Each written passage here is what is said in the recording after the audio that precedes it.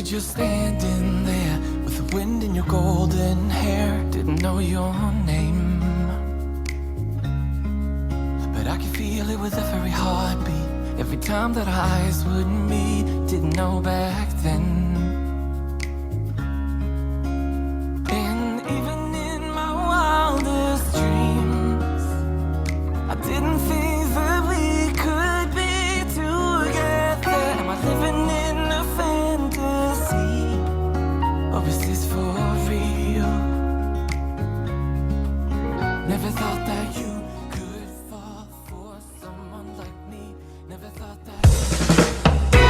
Raisa, Radio Indonesia Sehat. Healthy Lifestyle Radio.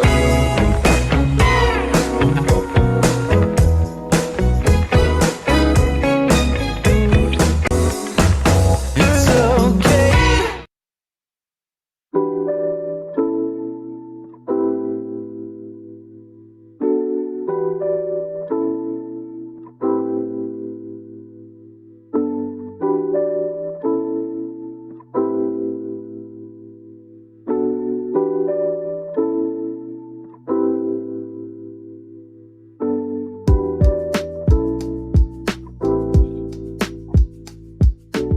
Assalamualaikum warahmatullahi wabarakatuh. Raisa, Radio Indonesia Sehat, Healthy Lifestyle Radio. Halo, hai sobat sehat semuanya.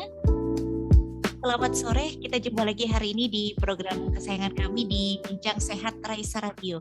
Senang banget hari ini hari Senin 17 Oktober 2022, saya Galuh dapat bertemu lagi nih ke sobat sehat semuanya. Selamat sore, siang menjelang sore untuk sobat sehat yang pada kesempatan hari ini sudah stay tune di radio kami di radio aplikasi streaming. Selamat sore, dan senang juga untuk sobat sehat yang masih selalu setia di website kami di radioindonesiasehat.com.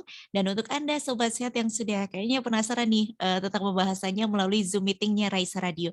Semoga kabar Anda happy ya hari ini, dan semoga hujan yang sedari pagi tidak mengurangi semangat Anda hari ini. Nah, kayaknya banyak kabar baik nih, kabar yang biasa aja nih sobat sehat, dan menjadi kabar yang istimewa karena banyak teman-teman mahasiswa nih yang tadinya kuliahnya luring jadi daring karena hujan nih, terus pada happy gitu ya. Nah, sobat sehat, tapi kami akan menemani Anda, untuk Anda yang masih di rumah juga tetap bisa menikmati Raisa Radio.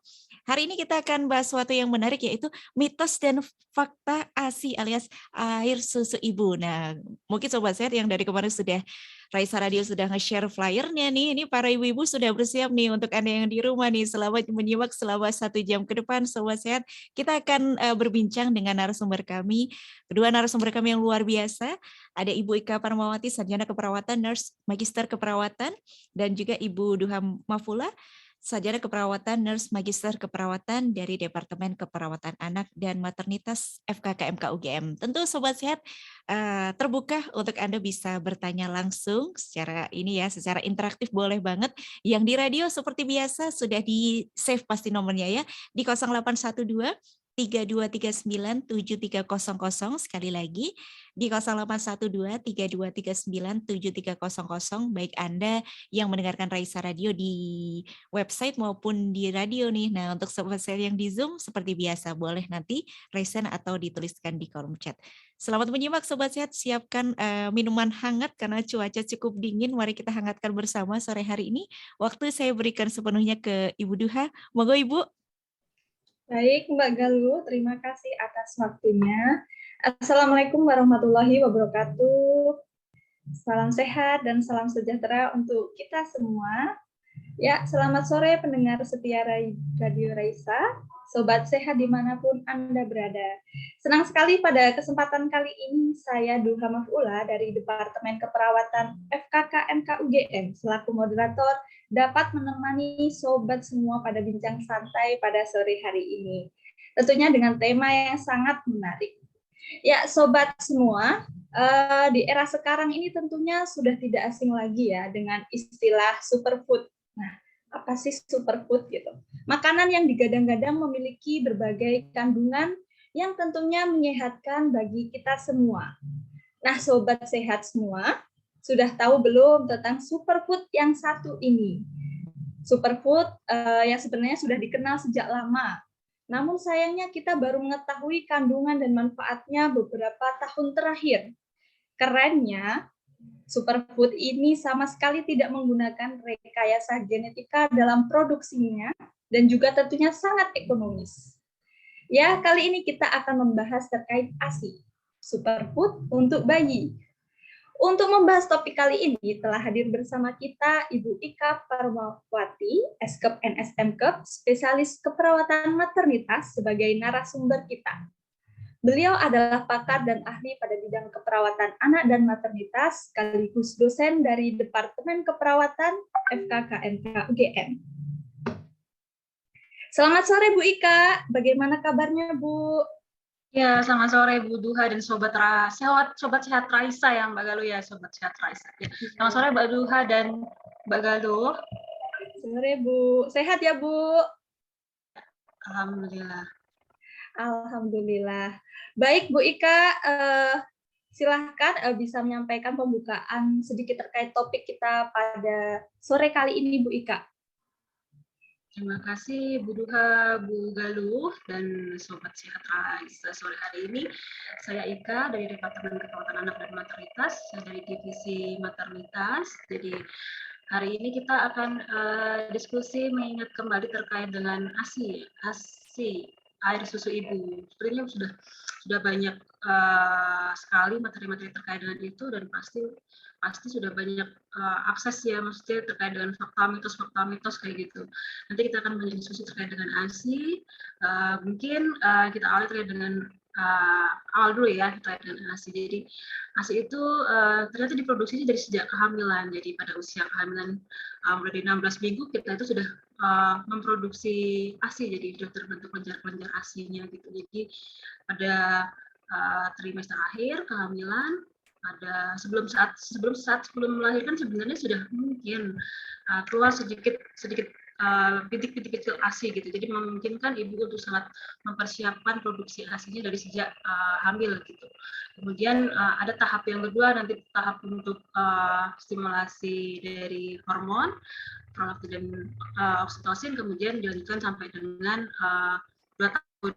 Jadi produksi ASI-nya ada 3 tahap, dari dalam kehamilan, kemudian sampai dengan 5 hari pertama sampai dengan nanti yang 2 tahun. Dan itu nanti akan dipengaruhi oleh kebutuhan bayi gitu. Jadi bayi akan mendapatkan ASI sesuai dengan kebutuhannya. Jadi jangan khawatir kalau misalnya tidak cukup gitu ya. Jadi mungkin salah satunya adalah cukup nggak sih ASI kita gitu ya. Kemudian banyak sekali hal yang nanti akan mempengaruhi ASI. Dari mulai nutrisi, dari mulai kita cemas atau tidak sih gitu ya. Kemudian juga penting sekali dari dukungan keluarga gitu ya, terutama pasangan gitu ya. Nanti ada beberapa hal yang dapat meningkatkan produksi ASI yang itu dapat dibantu oleh pasangan gitu. Mungkin itu sedikit di awal. Baik Bu Ika, terima kasih atas penjelasannya di awal ya Bu terkait ASI. Jadi Bu Ika, untuk pembuka topik fakta dan mitos terkait ASI kali ini Bu Ika. Nah, sebenarnya benar tidak sih Bu ya, yang saya sampaikan tadi bahwa ASI itu adalah superfood gitu, karena sangat lengkap kandungannya. Kalau boleh tahu Bu Ika, apa saja sih Bu sebenarnya kandungan dari ASI itu? Mohon penjelasannya Bu Ika, silahkan. Superfood ya, superfood ya. Ya, superfood untuk bayi tapi ya, untuk bayi. Jadi kalau untuk bayi dia superfood. Tentunya nanti ketika berseiring dengan bertambahnya usia, kandungan yang ada di ASI perlu dilengkapi lagi dengan dari sumber-sumber makanan yang lain seperti itu, karena kandungannya pasti semakin bertambahnya usia harusnya semakin banyak gitu ya. Nah untuk ASI sendiri itu sangat lengkap ya. Jadi mulai dari karbohidrat, kalau karbohidrat kan untuk sumber energi ya, kalori sebagai sumber tenaganya gitu. Nah ternyata karbohidrat dari ASI ini lebih tinggi ya dibandingkan dari yang susu sapi gitu. Jadi ya susu formula, susu formula. Ya jadi kandungannya lebih tinggi gitu. Kemudian dari yang lain itu ada kandungan yang lain, yaitu adalah protein ya. Protein yang ada di ASI ini spesial ya. Jadi kalau misalnya di susu formula atau susu dari sapi itu juga ada sama-sama protein, kandungannya sebenarnya di ASI itu proteinnya lebih sedikit, namun dia lebih mudah dicerna. Jadi tidak kalau misalnya di sapi gitu, dia akan lebih mudah lebih menggumpal dan membuat bayi untuk mencerna itu lebih sulit gitu. Sedangkan di ASI, walaupun kandungannya rendah, tapi itu sudah sesuai dengan kebutuhan bayi dan lebih mudah untuk dicerna bagi bayi, sehingga tidak menimbulkan komplikasi dalam saluran pencernaannya seperti itu. Kemudian kandungan yang lain lagi yang istimewa adalah dari lemak ya. Di lemak ini ada omega 3, omega 6, dan DHA yang ini lebih tinggi dari kandungan yang dari susu yang dari sapi gitu. Dan itu malah itu yang sangat mendukung untuk kecerdasan ya atau perkembangan otak dari bayi gitu. Yang terakhir ternyata dari ASI juga sudah lengkap sekali itu, kalau misalnya di susu kemasan kita bisa lihat ada kalsium, kalium, fosfor dan sebagainya, di ASI itu juga ada semuanya. Dan sebenarnya jumlahnya tidak sebanyak yang ada di susu sapi, tapi itu sudah memenuhi kebutuhan minimal dari bayi gitu. Karena kalau misalnya kandungan mineral itu terlalu berlebihan, itu juga akan mempengaruhi saluran pencernaan bayi. Seperti itu, sehingga dapat menyebabkan adanya alergi atau iritasi yang dapat menimbulkan dari kuman-kuman yang tidak baik atau flora yang tidak normal seperti itu. Baik, Bu Ika. Ternyata memang benar ya, Sobat Sehat semuanya, bahwa ASI itu memiliki kandungan yang sangat lengkap dan juga manfaat yang sangat luar biasa untuk bayi itu sendiri. Oh ya Bu Ika, ngomong-ngomong, saya pernah memperoleh informasi jika ASI ini bisa meningkatkan sistem kekebalan imunitas bayi. Nah, apakah benar ya Bu terkait informasi tersebut? Ya, jadi ASI ini memang salah satu yang istimewa adalah mengandung zat-zat yang untuk mendukung daya tahan tubuh bayi, imunoglobulin, makrofag dan sebagainya ya. Jadi terutama pada saat ASI yang keluar pada 5 hari pertama, yang biasanya kita sebutnya kolostrum ya. Jadi ASI itu akan terproduksi dari tiga jenis ya, bukan tiga, itu dibatasi oleh waktu ya. Di 5 hari awal itu akan ada kolostrum. Di situ dia bentuk caranya kan lebih kuning, kemudian lebih kental gitu. Tapi ternyata di situ kandungan zat-zat yang untuk mendukung imunitas bayi itu lebih banyak gitu ya. Jadi di situ kandungannya sangat bagus dan itu harus diberikan untuk bayi. Kadang-kadang ada yang bilang kalau misalnya itu kok warnanya kuning ya, apakah ini berbahaya atau tidak gitu ya. Malah itu yang dibuang gitu ya. Sebenarnya itu yang bagus. Kemudian nanti ada masalah ASI transisi. ASI transisi itu sekitar 5 hari sampai dengan 2 minggu.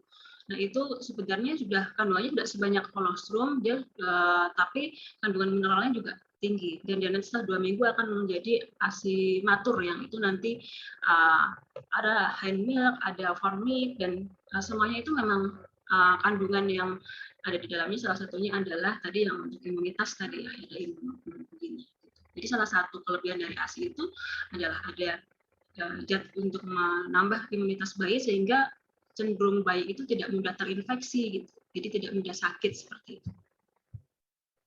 Baik, jadi Sobat Sehat, dari penjelasan Bu Ika tadi kita telah mengetahui fakta bahwa ASI memang memiliki kandungan antibodi alami yang dapat meningkatkan kekebalan tubuh gitu. Bayi yang mendapatkan ASI berarti pastinya lebih jarang mengalami sakit ya Bu Ika ya. Ataupun kalau sakit mungkin akan lebih cepat sembuh seperti itu karena manfaat ASI yang luar biasa. Baik Bu Ika, bagaimana untuk manfaat lain Bu Ika? Ya, manfaat ASI banyak sekali, banyak sekali, baik untuk bayinya sendiri maupun untuk ibu ya. Kalau untuk bayinya sendiri tadi selain kandungan nutrisinya yang cukup banyak tadi untuk imunitas, kemudian tadi dari kandungan lemaknya juga ya, tadi omega 3, omega 6, DHA-nya yang untuk kecerdasan otak, kemudian proses menyusui sendiri itu kan mendekatkan antara ibu dan bayi, jadi bonding, ikatan antara ibu dan bayi menjadi lebih kuat. Kemudian ada proses latihan dari bayi itu menelan bernafas gitu ya, jadi ada latihan untuk refleks itu juga gitu. Sedangkan pada ibu menyusui itu akan membantu juga pada saat awal-awal setelah melahirkan. Proses menyusui itu akan merangsang hormon ya, yang kita sebut salah satunya adalah hormon oksitosin, dan itu akan membantu untuk merangsang kontraksi pada rahim atau uterus itu rahim ya. Jadi ketika perut kita hamil itu membesar rahimnya, bayinya keluar, tentunya rahim terus kembali mengecil gitu. Nah, dengan alami sebenarnya sudah ada hormon oksitosin, tapi dengan kita menyusui bayi gitu, itu ada rangsangan yang lebih banyak agar hormonnya itu lebih banyak, sehingga akan membantu rahimnya itu kembali lebih cepat, sehingga membantu untuk mengurangi perdarahan. Itu yang sangat-sangat bermanfaat untuk ibu ya. Kemudian yang kedua juga, ibu yang menyusui itu ada dari penelitian yang menyebutkan bahwa itu akan mengurangi risiko untuk kanker payudara, seperti itu. Baik, Bu Ika. Jadi ternyata manfaat ASI secara biologis bagi bayi dan ibu itu sendiri sangat banyak ya. Telah dijelaskan oleh Bu Ika tadi. Gitu. Jadi kalau kira-kira Bu, selain peranan atau manfaat ASI secara biologis, ada tidak ya Bu? Peranan atau manfaat ASI secara psikologis gitu Bu? Mungkin bagi bayinya atau mungkin juga untuk ibunya gitu. Terima kasih kedua. Secara psikologis dari ibu, untuk ibu dan bayi sangat bermanfaat sekali ya, karena salah satu pencapaian kalau kita di teori keperawatan ada maternal retirement gitu ya. Jadi proses pencapaian peran sebagai seorang ibu itu saat berlanjut sampai dengan ibu itu proses masa menyusui gitu, dan ketika ibu menyusui itu ibu menjadi lebih berharga, jadi ibu merasa harga dirinya lebih tinggi, sehingga itu akan mengurangi resiko-resiko seperti depresi postpartum, terus dan sebagainya. Kemudian untuk bayi sendiri dia menjadi lebih dekat dengan ibu ya, karena proses menyusui ini bisa dimulai juga dari 1 jam pertama setelah lahir dengan inisiasi menyusu dini ya, bukan inisiasi menyusui dini, sehingga proses kedekatan itu dimulai dari jam pertama bayi lahir. Di sana dia lebih waspada atau lebih terjaga gitu, sehingga itu akan membantu sekali untuk merangsang proses produksi ASI dan merangsang nanti keberlanjutan ASI setelahnya, seperti itu. Jadi bermanfaat untuk bayi maupun untuk ibu secara psikologis keduanya. Baik, Sobat Sehat, jadi kita tahu bahwa secara psikologis ternyata ASI dapat membantu bonding dan tentunya bisa meningkatkan kenyamanan atau ketenangan gitu ya dari sisi bayi maupun sisi ibu gitu. Pemberian ASI juga mampu menurunkan kejadian sindrom baby blues dan depresi pasca melahirkan. Baik, Bu Ika, setelah mengetahui manfaat dari ASI, Bu Ika, untuk penerapannya sendiri bagaimana ya, Bu Ika? Kapan ASI itu diberikan, kemudian sampai usia berapa, dan kapan kita boleh mulai memberikan makanan tambahan untuk si bayi. Ya, ASI itu sendiri sebenarnya sudah bisa diberikan dari mulai bayi lahir ya. Jadi 1 jam pertama itu dimulai dengan inisiasi menyusui dini, dan itu sangat penting sekali untuk dilakukan minimal 1 jam. Kemudian setelah itu, setelah ibu kan biasanya melahirkan termasuk yang persalinan normal itu akan kelelahan, yang ibu cukup istirahat, ibu cukup nutrisi, dapat istirahat terlebih dahulu, bisa langsung menyusui, langsung diajarkan untuk cara menyusui gitu.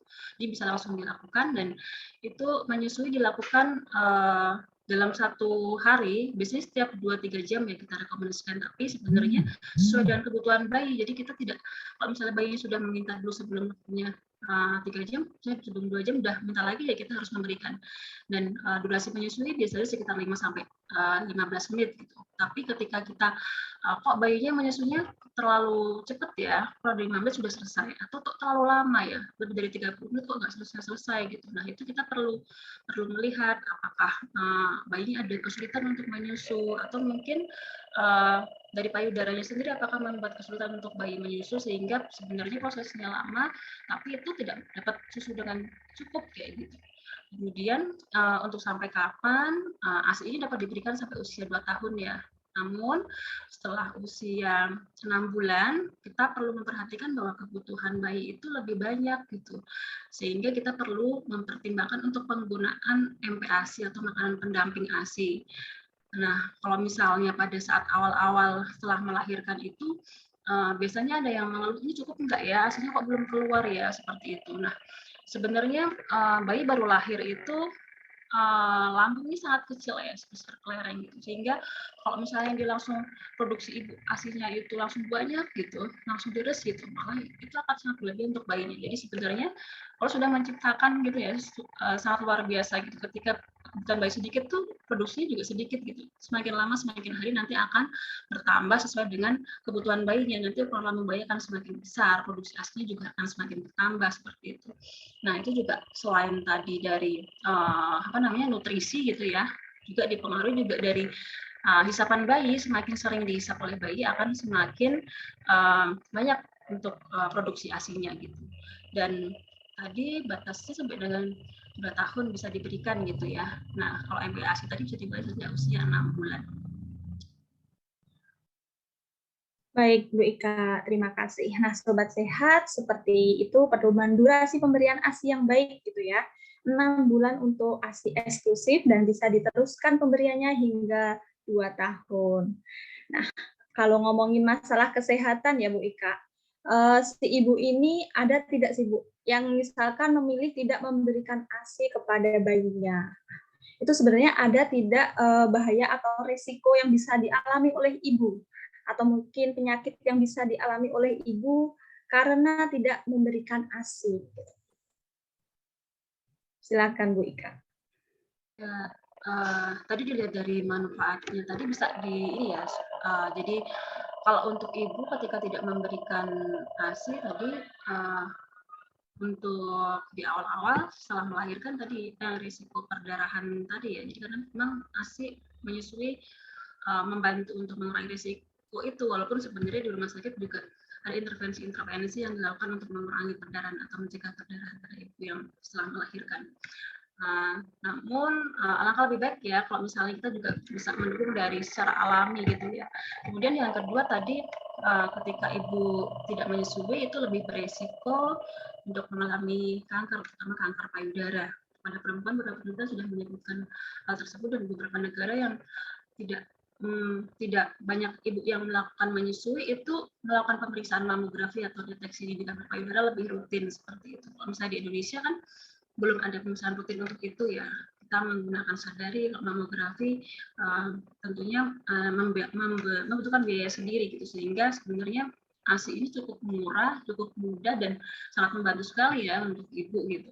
Kemudian kalau untuk bayi karena kandungan ASI itu cukup penting untuk bayi, terutama untuk daya tahan tubuh tadi ya. Ketika bayi tidak mengkonsumsi ASI, artinya dia lebih berisiko juga untuk mengalami infeksi, kemudian apa tadi yang ya kurang nutrisi terkait dengan kandungan tadi ya. Kemudian yang sering muncul adalah ketika diberikan susu yang bukan dari ibu atau yang susu dari sapi atau yang dari formula tadi ya, itu lebih berisiko untuk mengalami gangguan saluran pencernaan. Misalnya ada yang mengalami diare atau mengalami sembelit gitu, karena kandungannya tadi sudah sesuai sebenarnya yang di ASI itu. Kalau misalnya kandungan karbohidrat di susu itu terlalu tinggi, itu dapat menyebabkan sembelit gitu. Namun ketika kandungan lemaknya itu terlalu tinggi, dia dapat menyebabkan diare. Sedangkan di ASI tadi itu sudah terukur gitu ya, sudah terukur dari alami, kita nggak perlu menghitung-hitung lagi, memang sudah sesuai dengan kebutuhan bayi, sesuai dengan pertambahan usianya seperti itu. Ya, baik Wika. Wah, bunda-bunda hati-hati ya Bun. Jadi kita jangan menganggap remeh gitu, tidak memberikan ASI pada si buah hati gitu ya, karena dampaknya ternyata banyak untuk kesehatan kita gitu ya. Baik untuk kesehatan bunda dan juga untuk kesehatan si bayi. Baik Bu Ika, selanjutnya ini saya lihat di kolom chat sudah ada beberapa pertanyaan dari Sobat Sehat semuanya. Izin membacakan ya Bu. Yang pertama ini dari Ratna Ningsih gitu. Selamat sore Bu Ika, bagus sekali topiknya sore ini. Izin bertanya Bu, lalu apa mayoritas penyebab terjadinya ASI tidak lancar? Terima kasih Bu. Ya, jadi penyebab terjadinya ini Bu, ketidaklancaran ASI seperti itu. Ya. Tadi pengaruh beberapa hal yang tadi dapat mempengaruhi produksi ASI ya. Yang pertama adalah nutrisi dari ibu gitu. Jadi ASI itu adalah dari apa yang dikonsumsi oleh ibu, terutama adalah cairan ya atau minum gitu. Pada ibu menyusui memang diharapkan konsumsi airnya harus lebih banyak gitu, minimal 2,5 sampai 3 liter dalam satu hari gitu. Kemudian tentunya konsumsi makanan yang lain, makanan yang mengandung protein, lemak, karbohidrat dan zat gizi yang lain sebenarnya tidak harus minum susu ibu menyusui ya, dapat didapatkan dari sumber-sumber makanan yang lain. Artinya itu yang mengandung mineral, karbohidrat, lemak, protein itu harus bervariasi makanan untuk ibu menyusui. Kemudian faktor yang lain selain itu sebenarnya juga stres atau emosional ibu gitu. Jadi semakin, karena salah satu hormon yang mempengaruhi produksi ASI atau pengeluaran ASI adalah prolaktin. Jadi produksi ASI dipengaruhi oleh dua hormon, prolaktin dan oksitosin. Kemudian yang hormon ini sangat dipengaruhi oleh kondisi cemas ibu gitu ya. Jadi ketika ibu semakin cemas, ibu tergesa-gesa, ibu khawatir dengan ini, cukup enggak ya semakin ibu semakin khawatir, apalagi kurang istirahat, sampai dengan kurang istirahat seperti itu karena kekhawatiran itu akan juga mempengaruhi tadi produksi hormon itu tadi, kedua hormon tadi, hormon prolaktin yang berfungsi untuk merangsang kelenjar memproduksi ASI-nya, sedangkan hormon oksitosin yang itu akan merangsang otot-otot di sekitar kelenjar untuk memompa atau mengeluarkan ASI-nya seperti itu. Kemudian faktor yang lain untuk menyusui ini juga dari frekuensi menyusui ya. Jadi salah satu yang mempengaruhi produksi hormon oksitosin tadi adalah hisapan bayi. Jadi dengan semakin sering dihisap atau disusui ke bayinya, itu akan semakin meningkatkan produksi ASI gitu. Jadi ketika pada saat awal-awal setelah melahirkan itu biasanya ada ibu-ibu yang ketakutan nih, apakah ini sudah cukup ya ASInya, kok ini belum keluar ya, apakah boleh dikasih air putih dulu, atau dikasih madu dulu, atau dikasih apapun cairan yang itu membuat bayinya biar tidak nangis gitu ya. Tapi sebenarnya pada hari pertama gitu, bayi masih punya cadangan lemak yang cukup untuk memenuhi kebutuhannya. Jadi dia tetap diharapkan disusukan secara teratur sesuai dengan tadi yang disarankan setiap 2-3 jam gitu ya. Jadi semakin Anda sering hisapan, akan semakin hormon tadi akan semakin dirangsang untuk produksi. Jadi adanya hisapan bayi itu akan merangsang hormon oksitosin yang itu akan mengeluarkan ASI. Ketika ASI-nya itu di kelenjar itu dikeluarkan, itu akan merangsang otak untuk merangsang hormon yang lain namanya prolaktin agar tambahkan gitu ya, produksinya ditambahkan. Jadi seperti itu terus prosesnya. Nah, ketika itu tidak dihisap, artinya dipikir ini sudah nggak dibutuhkan lagi, sehingga nanti akan berhenti. Jadi kalau misalnya nanti ada yang ingin menghentikan ASI itu dengan tidak menyusui itu bisa langsung berhenti gitu. Jadi sangat penting sekali untuk frekuensi menyusui gitu. Ya, baik Bu Ika. Jadi Sobat Raisa, ternyata bagi ibu menyusui sangat penting untuk menjaga kesehatannya ya. Jadi bisa minum air putih yang banyak, kemudian mengonsumsi makanan yang bergizi dan bervariasi, kemudian juga manajemen stres ternyata sangat dibutuhkan gitu ya. Jadi untuk ibu muda, bunda-bunda muda yang baru melahirkan, jangan stres, jangan panik jika pertama kali ASInya tidak langsung keluar gitu, tidak lancar gitu ya. Jadi perlu terus dilatih gitu ya, dilatih, disusui gitu biar produksinya semakin banyak. Oke. Ke pertanyaan selanjutnya Bu Ika, ini dari Niken Indraswari. Izin bertanya Bu Ika, Bu, apakah perlu dipersiapkan bagi wanita yang belum menikah atau anak muda seperti saya, ya, anak muda zaman now gitu Bu Ika, agar saat menyusui besok tidak bermasalah? Gitu. Makasih Bu Ika. Iya, terima kasih atas pertanyaannya. Ya, sebenarnya persiapan untuk menyusui salah satunya dari status nutrisi ya. Jadi dari status nutrisi ibu ya sangat penting sekali, memang sangat dipersiapkan dari sejak sebelum merencanakan kehamilan, terus saat merencanakan kehamilan atau dari remaja gitu ya. Jadi kalau yang dari remaja karena sering menstruasi itu pasti yang sangat bermasalah atau sangat risiko adalah risiko anemia, dan itu pada saat masa prakonsepsi atau sebelum hamil itu sudah dapat dideteksi gitu ya, pemeriksaan HB biasanya kan ya, kemudian akan diberikan suplemen gitu ya, selain asam folat untuk penyehatan selama kehamilan dan nanti selain untuk persalinan, karena komplikasi itu dapat menyebabkan bahaya atau risiko tinggi baik pada ibu melahirkan maupun persalinan. Tadi hubungannya dengan menyusui, sebenarnya status nutrisi itu sangat penting untuk persiapan menyusui ya, karena ibu-ibu dengan status nutrisi yang kurang itu dapat membantu untuk proses menyusuinya. Jadi ketika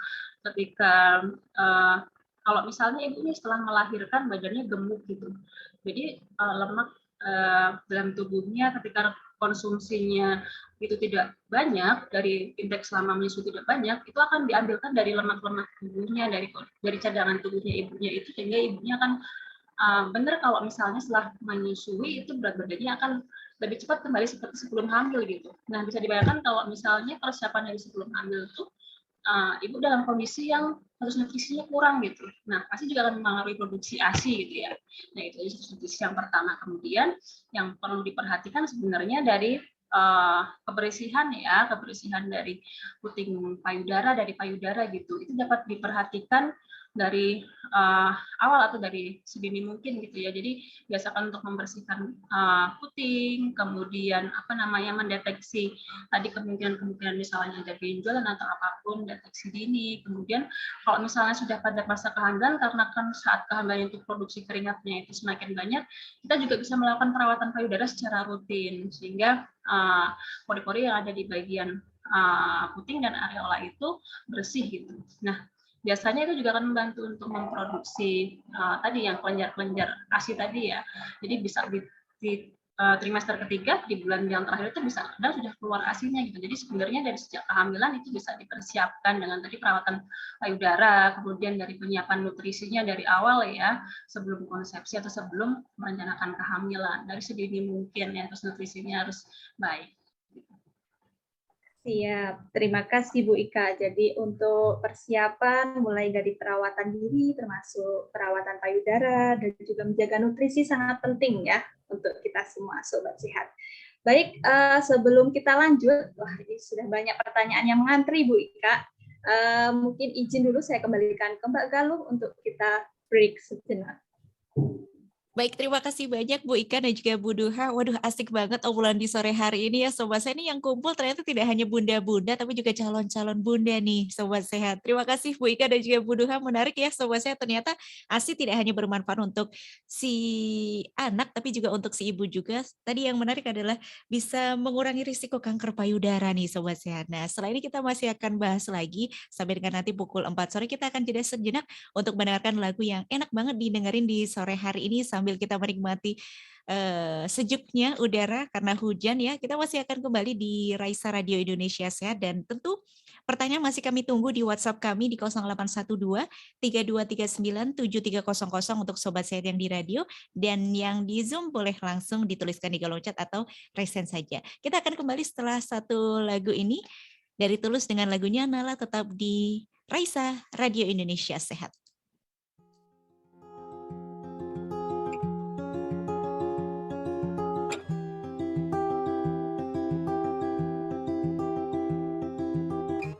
Tentang nala dan hati yang sedang berbunga,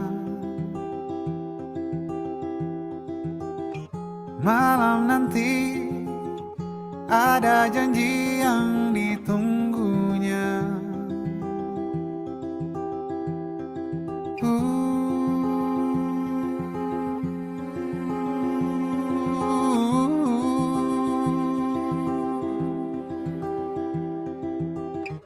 Dipilihnya baju terpantas dan bergaya,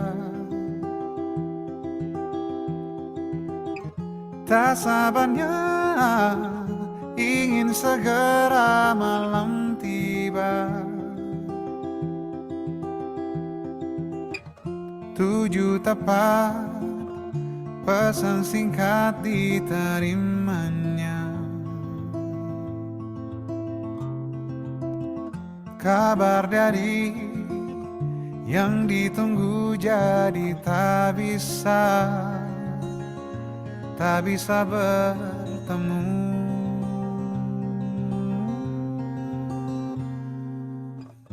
Lama-lama rasa sulit disuka, bagi Nala malam ini istimewa.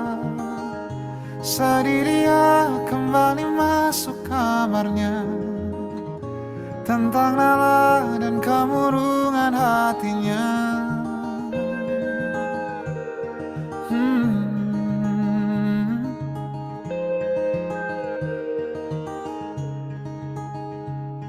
Nala figur sederhana, tak ramai kelilingnya. 92 lahirnya, hari besar baginya bila melihat benih cinta. Bagi Nala itu langka. Lama Nala merasa sulit disuka. Bagi Nala malam ini istimewa. Sedih dia kembali masuk kamarnya. Tentang Nala dan kemurungan hatinya.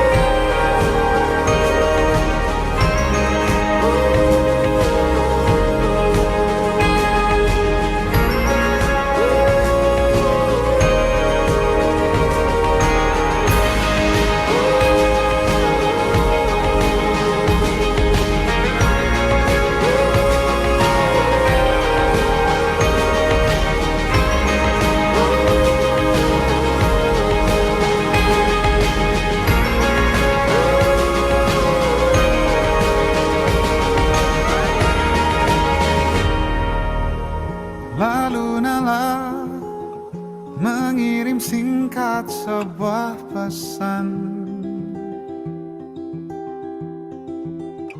kepadanya. Nala bertanya kapan ada waktu lain lagi.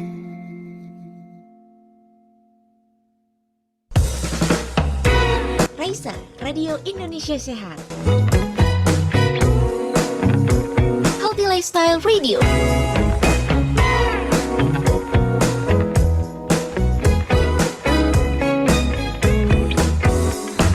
It's okay.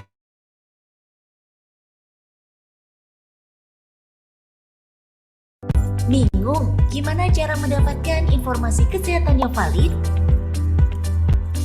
Grup chat dan sosial media ramai dengan informasi kesehatan yang tidak jelas sumbernya. Raisa Radio hadir untuk menjawab pertanyaan Anda. Raisa atau Radio Indonesia Sehat merupakan radio komunitas berbasis digital yang dikembangkan oleh Fakultas Kedokteran, Kesehatan Masyarakat, dan Keperawatan Universitas Gadjah Mada. Berangkat dari niat untuk berbagi, Raisa Radio hadir untuk memberikan edukasi kesehatan secara menarik dan bermanfaat. Selain itu, Raisa Radio juga menyajikan informasi yang mendukung seputar perkuliahan. Melalui program acara yang dihadirkan, Raisa Radio memberi kesempatan para pendengar untuk bertanya langsung pada pakarnya secara interaktif. Raisa Radio dapat Anda nikmati di mana saja, kapan saja. Dengan cara mendownload aplikasi Raisa Radio yang tersedia di Play Store atau website di radioindonesiasehat.com. Siaran Raisa Radio dapat Anda dengarkan kembali melalui podcast kami di Spotify. Dapatkan informasi seputar jadwal program acara Raisa Radio melalui Instagram kami di @raisa_radio_ugm. Raisa, Radio Indonesia Sehat, Healthy Lifestyle Radio. Ya, terima kasih Sobat Sehat, Anda masih setia di Raisa, Radio Indonesia Sehat, Healthy Lifestyle Radio, dan masih di program kesayangan kami yaitu di Bincang Sehat Raisa Radio. Di menit ke-39 lepas dari pukul 3 sore, kami masih ada untuk mengupas bagaimana mitos dan fakta air susu ibu nih, Sobat Sehat yang dari tadi sudah mengajukan pertanyaan. Nah, tahan dulu, sabar dulu nih Sobat Sehat. Kami akan satu persatu mengupas hal itu, jadi tetap menyatu bersama kami. Dan untuk Sobat Sehat, selamat bergabung. Untuk Anda yang baru saja bergabung di radio maupun di Zoom, kita masih akan menemani Anda sampai dengan jam 4 sore, masih bersama dengan Ibu Ika dan juga Ibu Duha nih, Sobat Sehat. Dan selamat menjumpa kembali Sobat Sehat, waktu saya kembalikan ke Ibu Duha, monggo Bu. Baik Mbak Galuh, terima kasih. Bu Ika, nampaknya ini para sobat sehat sudah sangat antusias ya Bu, pertanyaannya sudah sangat banyak, jadi saya izin melanjutkan gitu untuk pertanyaan dari sobat sehat. Bu Ika, pertanyaan selanjutnya yaitu terkait donor ASI Bu Ika. Jadi Bu Sasa Puspita atau Mbak Sasa Puspita ini sangat penasaran. Kira-kira apa sih Bu yang perlu diperhatikan kalau kita itu mau donor ASI atau menerima ASI seperti itu? Monggo Bu Ika. Ya, terima kasih Mbak Sasa atau Bu Sasa Puspita ya, donor ASI. Ya, ini sangat sering kita temukan ya. Kadang-kadang ada gitu ya, dari teman gitu yang ini ada yang butuh ASI gitu. Sebenarnya boleh nggak sih kita donor ASI gitu ya?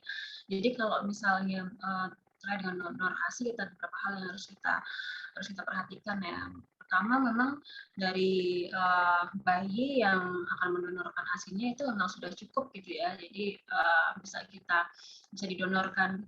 Kemudian kita juga perlu mengetahui dari pendonor ASI itu apakah mengalami atau menderita sakit tertentu, misalnya ada infeksi HIV atau hepatitis, seperti itu kita harus perlu ketahui gitu.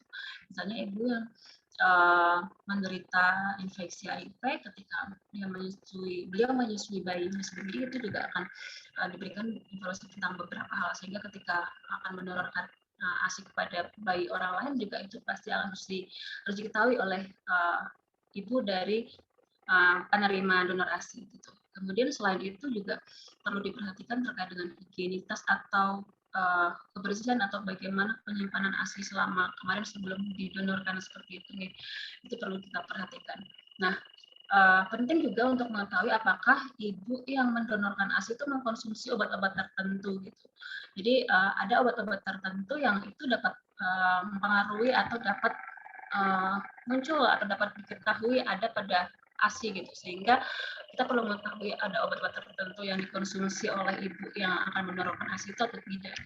Nah, kalau di Indonesia sendiri khususnya Muslim gitu ya, kita biasanya juga harus mengetahui jenis kelaminnya gitu ya, jenis kelaminnya, dan terutama itu alamatnya, kontaknya gitu. Ada beberapa informasi yang harus kita tanyakan tadi, itu kita bisa ketahui dari sana. Jadi kalau misalnya untuk jenis kelamin nanti terkait dengan ini ya, sepersusuan ya, ya itu yang kita perlu perhatikan juga untuk di tempat kita.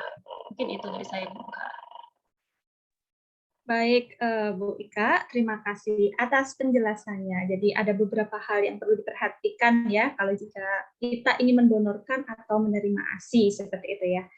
Baik, Bu Ika, selanjutnya ini terkait fakta dan mitos dari Sobat Sehat Raisa. Ini menanyakan terkait ukuran payudara, apakah memengaruhi jumlah ASI ya Bu Ika? Iya, ukuran payudara. Jadi nanti kalau misalnya cari istri, bapak-bapak nyari yang payudaranya besar biar ASI-nya nanti katanya cukup gitu ya.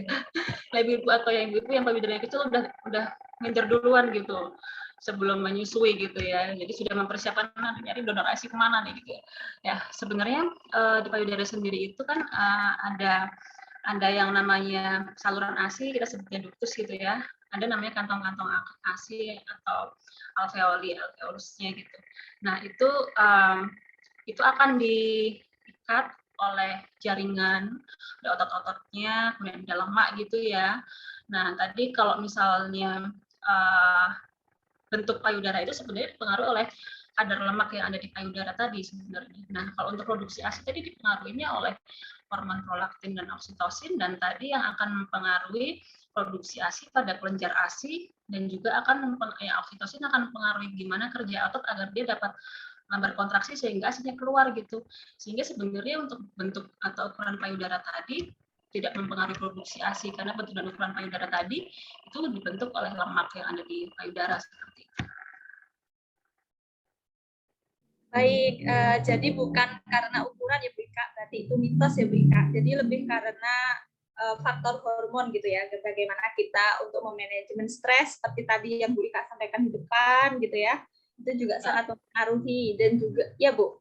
Ya, dan Ya, kemudian yang ini ya, yang produksi ASI tadi kan tidak hanya pengaruh hormon, jadi kalau misalnya kita asupan cairan, asupan nutrisi tadi juga kurang, itu akan mempengaruhi ya, selain kecemasan, yang akan mempengaruhi hormon, tadi asupan nutrisinya gitu ya, kemudian frekuensi menyusui yang tadi akan merangsang oksitosin ya, untuk tadi yang akan mengeluarkan kan otot-otot dari payudara tadi ya, akan memompa asinya agar keluar seperti itu. Jadi kalau misalnya tadi bentuk, itu sebenarnya tadi lemak-lemak yang ada di sekitarnya saja gitu. baik Bu Ika ya. Bu Ika, terkait fakta dan mitos selanjutnya, ini ada beberapa sobat sehat yang menanyakan terkait makanan Bu Ika. Jadi di sini ada beberapa pertanyaan makanan yang ditanyakan, seperti kacang-kacangan, kemudian juga ada kopi, dan makanan pedas Bu Ika. Nah, apakah 3 makanan itu dapat memengaruhi kualitas atau kuantitas ASI, produksi ASI seperti itu Bu Ika? Ya.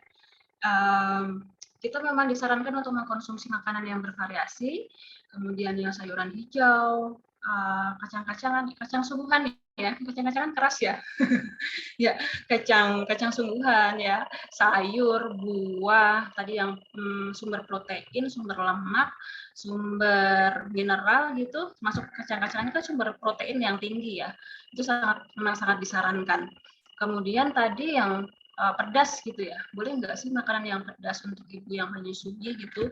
Jadi ada juga yang sering ini kalau misalnya minum es jadi pilek nggak ya anaknya gitu ya.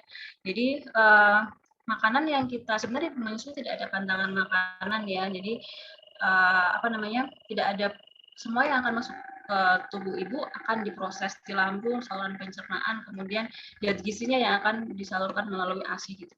Jadi kalau misalnya ibunya makan pedas sebenarnya adiknya nggak kepedesan gitu, enggak ya.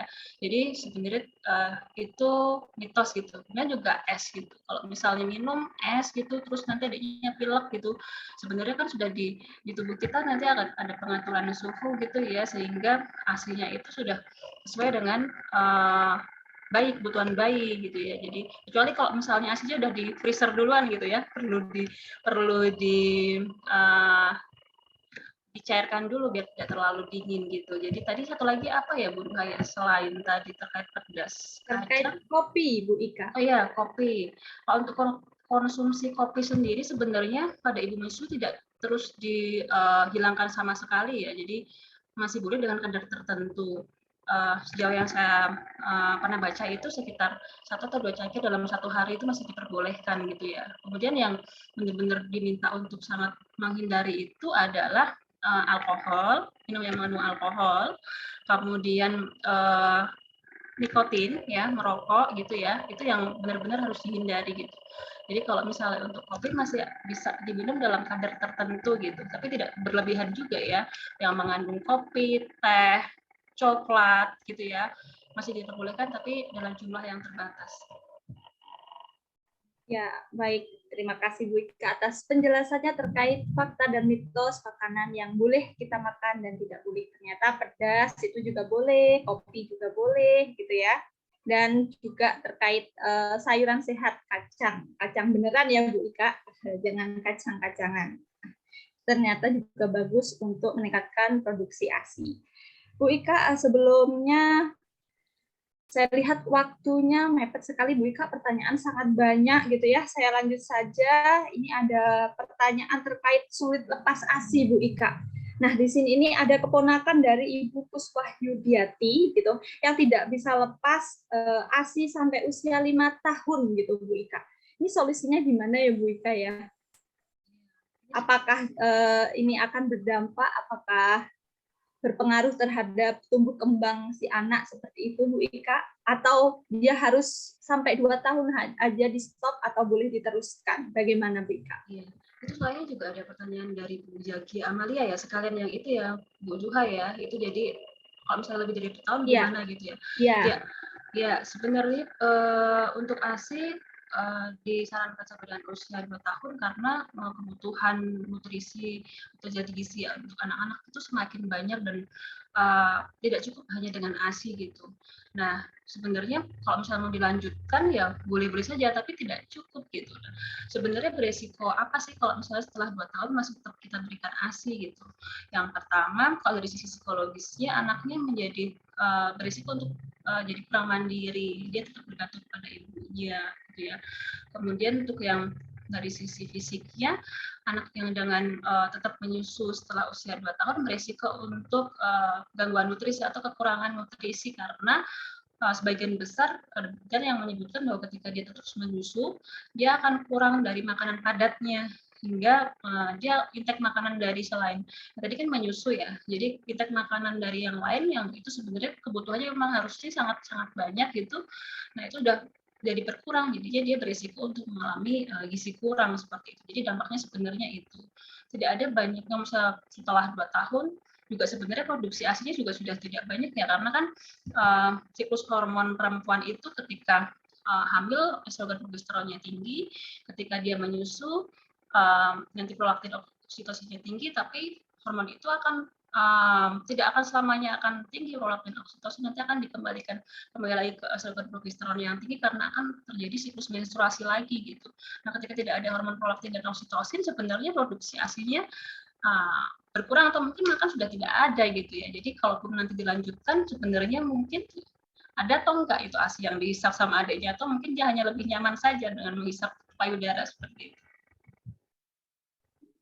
Ya, baik Bu Ika, terima kasih atas penjelasannya. Baik Sobat Sehat, tidak terasa ternyata waktu sudah hampir 1 jam berlalu ya. Dan kemudian kami juga sudah mencoba untuk menjawab semua pertanyaan dari Sobat Sehat. Bu Ika, sebelum kita akhiri, mungkin Bu Ika izin dari Bu Ika ada sedikit pesan atau mungkin closing statement Bu Ika yang ingin disampaikan kepada semua Sobat Sehat dimanapun berada. Monggo Bu Ika. Terima kasih Bu Duha. Jadi ASI itu sangat tadi superfood ya. Jadi jangan memberikan kesempatan atau jangan sia-siakan bahwa ibu mempunyai kesempatan untuk menyusui tapi memberikan yang lainnya. Jadi ibu harus percaya diri bahwa ASI yang dimiliki itu sudah cukup dan itu yang terbaik untuk bayi. Kemudian nanti saat misalnya melahirkan gitu rencanakan untuk inisiasi menyusui dini, tidak memang itu memungkinkan gitu, tidak ada bahaya saat persalinan dan sebagainya sehingga perawatan ibu dan bayi itu mulai dari sedini mungkin gitu ya. Dan sangat penting bagi keluarga, terutama suami gitu ya, untuk mendukung ya. Dan proses menyusui ini akan berhasil jika seluruh keluarga itu membantu, entah itu dari penyiapan nutrisi, tadi mengurangi faktor-faktor resiko yang menyebabkan cemas, stres gitu ya. Kemudian kondisi lingkungan yang nyaman untuk ibu dapat beristirahat, kemudian menemani saat menyusui di malam hari, seperti itu sangat penting sekali. Mungkin itu.